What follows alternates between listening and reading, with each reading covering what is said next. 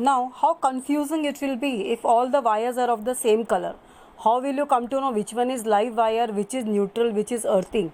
Now, whatever you have studied up till now, one thing is clear, that these wires are all different, and it will make a vast difference if you connect some other wire in place of a different wire. Okay, like we saw in the fuse in the appliance, suppose fuse may, instead of live, if we connect neutral, how dangerous it can become.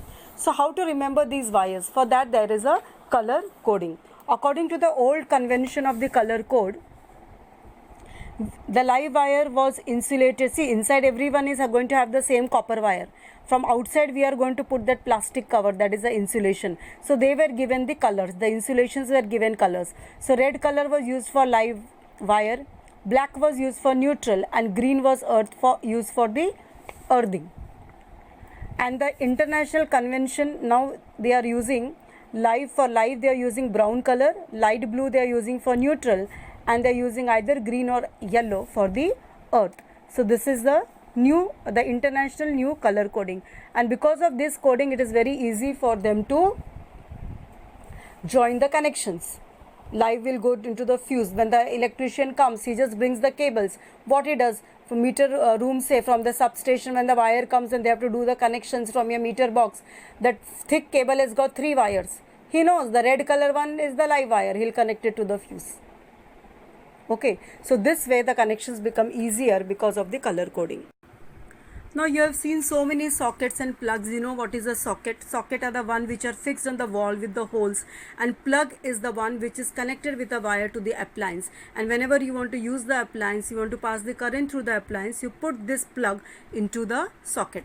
Now here in the picture you can see a 3-pin plug. There are 3 pins. See, they have written E, N and L. E means earthing, N means neutral, and L means the live wire. You can see that the earthing is very thick, whereas the live and the neutral are thin. Some plugs, 2-pin plugs, don't have the earthing. Okay, they are used for those implements where high current doesn't pass and earthing is not required as a safety measure. Now here, regarding the length, if you see it carefully, they have shown a 3D picture. E is longer than L and N.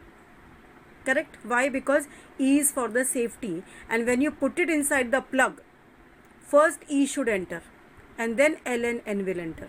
Because in case if there is some faulty thing in the socket, if already there is some excess of electrons or there is some current flowing or some leakage of the current, what will happen? It will first come to E and not to L and N. If L was longer, then all these excess electrons will come to L, and from L it will go to the appliance. Okay? So first E enters, so that all the extra electron leakage, whatever is there, anything fault is there, it will be grounded, it will be earthed, and then L and N you can insert, and that is why they have made E longer than L and N. This is simple. This is a 3-pin plug.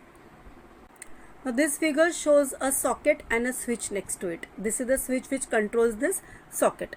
Again you can see there are 3 holes, E, N and L. Now basically this socket is nothing but a fixture on your wall. Okay, and in this the plug is inserted. Now this is made up of metallic. These holes you can see, E, N and L, they are nothing but hollow metallic, usually brass holes. Okay, so that when the plug enters into this, the metallic part touches this metal and the connection is made. Again the top one is a bit thicker, made for the E, and then you have L and N. See, it will become reverse.